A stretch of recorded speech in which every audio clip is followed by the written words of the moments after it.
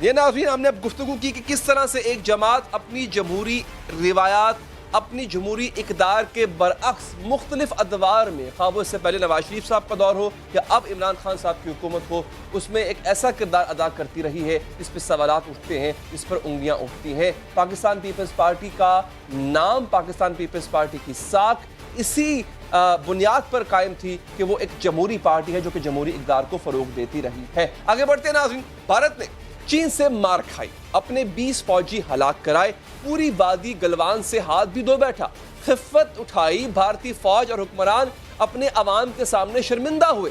بھارت دنیا میں کسی کو منہ دکھانے کے قابل نہ رہا، لیکن اب بھارت نے ایک ایسا بدلہ لیا ہے کہ چین یقیناً پریشان ہو جائے گا اور حیران ہو جائے گا، سر پکڑ کے بیٹھ جائے گا۔ اب بھارت نے چین کو مزہ چکھا دیا، ایسا سبق دیا ہے کہ چین یقیناً گھٹنے ٹیکنے پر مجبور ہو جائے گا۔ جی ہاں ناظرین، بھارت نے چینی کمپنیوں کی، میں آپ کو بتانے جا رہا ہوں کہ اپنے 22 فوجی مروانے کی جو قیمت چین سے حاصل کر رہا ہے بھارت، وہ بہت بھاری ہے۔ چین کے لیے اس سے بڑا نقصان کوئی اور ہو نہیں سکتا۔ ناظرین، چینی کمپنیوں کی 59 موبائل اپلیکیشنز پر پابندی لگا دی ہے اور ان اہم ترین اپلیکیشنز میں ٹک ٹاک شامل ہے۔ جی ہاں ناظرین، آپ کو بتائیں کہ ٹک ٹاک بھارت میں پابندی لگا دی گئی ہے، یہ چینی اپلیکیشن تھی۔ میں مذاق کر رہا تھا، پتہ نہیں آپ لوگ اس کو سیریس سمجھ رہے ہیں۔ واقعی بھارت کے اس اقدام سے چین کو ناقابل تلافی نقصان پہنچا ہے۔ U C browsers, WeChat اور ویگو لائیو یہ بھی شامل ہیں، جو لوگ یوز کرتے ہیں ان کو پتا ہوگا ان اپلیکیشنز کا۔ ناظرین، موبائل اپلیکیشنز پر پابندی کے بعد چین تو گھبرا گیا ہوگا، چین تو سر پکڑ کے بیٹھ گیا ہوگا، کیونکہ انڈین میڈیا اسے اب تک کا سب سے بڑا حملہ قرار دے رہا ہے۔ بھارتی ٹی وی چینل کے ایک اینکر کہہ رہے ہیں کہ چین کو معلوم ہی نہیں ہے اس کے ساتھ کیا ہو گیا۔ ناظرین، یہ جو اینکر ہیں یہ اکثر جو ہے وہ ایسے بیانات دیتے رہتے ہیں اور ایسے بیانات کی وجہ سے مشہور ہیں۔ بھارت موبائل اپلیکیشنز پر پابندی کی وجہ یہ بتا رہا ہے کہ اسے اپنے شہریوں کی ڈیٹا سیکیورٹی پر خدشات تھے، اور یہ بات اپنی جگہ ایک حقیقت بھی ہے۔ اسمارٹ فون اور اس کی اپلیکیشن جاسوسی کے لیے استعمال کی جاتی ہے۔ امریکی خفیہ ایجنسی کے بارے میں یہ انکشاف تو وکی لیکس نے بھی کیا کہ وہ اسمارٹ ٹیلی فونز کو لوگوں کی گفتگو سننے کے لیے استعمال کرتا ہے، جاسوسی کرنے کے لیے استعمال کرتا ہے۔ CIA ہی نہیں ناظرین، جاسوسی کرنے والے دیگر افراد یا ادارے کسی کے موبائل فون کو ہیک کرتے ہیں، اس میں ایک سافٹ ویئر انسٹال کرتے ہیں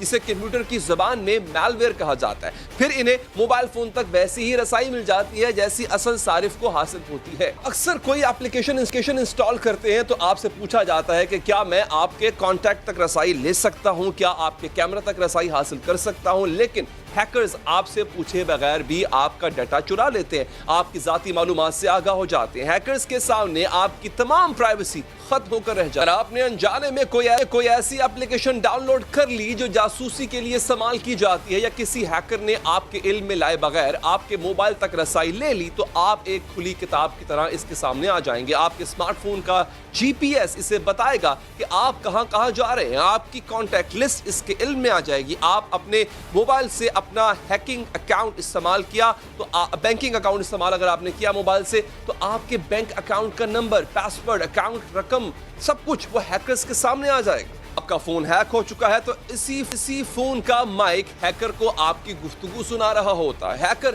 آپ کے علم میں لائے بغیر آپ کے فون کے کیمرے سے آپ کی ویڈیو بنا سکتا ہے، تصاویر بنا سکتا ہے۔ فون پر آپ جو بھی ای میلز کر رہے ہیں، جو بھی ٹیکسٹ میسیجز یا پیغامات دے رہے ہوتے ہیں، ہیکر وہ سب سن رہا ہوتا ہے، پڑھ رہا ہوتا ہے، دیکھ رہا ہوتا ہے۔ آپ فون سے کسی فلائٹ کی بکنگ کراتے ہیں تو ہیکر کو پتہ چل جاتا ہے کہ آپ کہاں جا رہے ہیں اور کب جا رہے ہیں۔ اسی وجہ سے ٹیکنالوجی اور سافٹ ویئر کے میدان میں کام کرنے والے بڑے لوگ بھی محتاط رہتے ہیں۔ آپ کو فیس بک کے بانی مارک زکربرگ کی ایک تصویر یاد ہوگی جس کے پس منظر میں ان کا لیپ ٹاپ پڑا تھا اور لیپ ٹاپ کے کیمرے کو ٹیپ لگا کر بند کیا گیا تھا۔ جی ہاں، مارک زکربرگ تک ہیکر سے ڈرتے ہیں۔ گزشتہ سال اکتوبر میں خبریں آئی تھی کہ وائرس پر مشتمل جعلی اپلیکیشن سے پاک فوج اور حکومتی عہدیداروں کو بھی نشانہ بنانے کی کوشش کی گئی۔ یہ ساری معلومات خوف زدہ کرنے والی ہیں۔ آخر ایک عام صارف کس طرح سے اپنا بچاؤ کر سکتا ہے، اپنی انتہائی ذاتی معلومات کسی ہیکر سے کیسے محفوظ رکھی جا سکتی ہے، اس پر بات کریں گے۔ ساتھ موجود ہیں انفارمیشن ٹیکنالوجی کی ماہر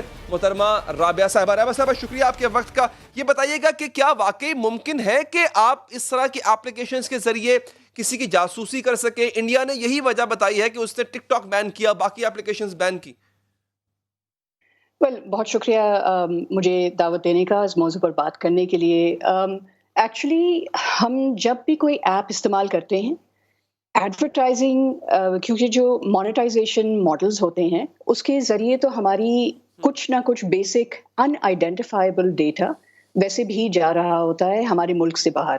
لیکن جہاں ہم سمجھتے ہیں کہ بھائی آئیڈینٹیفائبل ڈیٹا جہاں پر آپ کسی ایک یوزر کو آئیڈینٹیفائی کر کے بتائیں کہ اس کے بیہیویئر کیا ہے، اس کے فون پہ یا ڈیجیٹل ڈیوائس پہ کیا کیا چیزیں ہیں. ہاں، ایسے کئی سارے ایپس ہیں جو گوگل پلے اسٹور پر اور ایپل اسٹور سے بین کیے گئے ہیں کیونکہ وہ لوگ انسیکیور ان ایتھیکل ڈیٹا پرائیویسی کو ایک ایشو بنا کر اور سیپ آؤٹ کرتے ہیں. تو بالکل ایسا ممکن ہے. اچھا یہ بتائیے گا کیا اس طرح سے جو پابندی لگائی گئی ہے، اب ہم دیکھتے ہی ہیں کہ اکثر لوگ پراکسیز کا استعمال کرتے ہیں، اور اس سے پاکستان میں ایک زمانے میں یوٹیوب پہ پابندی تھی بٹ پراکسیز کے ذریعے یوٹیوب ایکسیس ہو جایا کرتا تھا. کیا اس کے ذریعے بھی وائرس جو ہے وہ چھوڑا جا سکتا ہے؟ اور کیا یہ بھی بتائیے گا کیا باقاعدہ کوئی ملک ایز اے وار اسٹریٹجی اس کو استعمال کر سکتا ہے کہ کوئی بگ چھوڑ دے لوگوں کے فون میں اور پھر وہ وہاں سے جاسوسی کر سکے؟ ویل، ایک ہم نے بہت سمپلیفائڈ ایک گفتگو کا آغاز کیا ہے. ایکچولی کچھ کریکشنز کرتی چلوں. ٹروجن ہارس یا وائرس اگر آپ کہتے ہیں تو جاسوسی جہاں پر ڈیٹا لیک ہوتا ہے، اور ٹروجن ہارس وائرسز دو الگ الگ چیزیں ہیں. ایک کے ذریعے سے دوسری ہو سکتی ہے. صرف فون ہمارا ایک ولنریبلٹی نہیں ہے. آپ اگر اپنا ای میل ایکسیس دے دیں، ٹروجن ہارس وائرسز یا اسٹیلتھ وائرسز آپ کے ای میل اٹیچمنٹس کے ساتھ ڈاؤن لوڈ ہو سکتے ہیں، آپ کے کمپیوٹرز کو انفیکٹ کر سکتے ہیں. چونکہ ہم اپنے ڈیجیٹل آئیڈینٹیٹیز کے ساتھ براؤزرز میں سائن ان کرتے ہیں یا ایپس استعمال کرتے ہیں، بہت ممکن ہے جہاں پر ہمارا کمپیوٹر انفیکٹ ہوتا ہے وہاں ہماری دوسری ڈیجیٹل ڈیوائسز بھی انفیکٹ ہو سکتی ہے. اس کا حل یہ ہے کہ گورنمنٹ کی سطح پر آپ کی جو ڈیجیٹل پالیسیز ہیں، جو پرائیویسی پالیسی، پھر آپ اس کو ڈیل کر سکیں. Banning is never a solution, but you have to be able to do not just use at the government level for regulation and policy.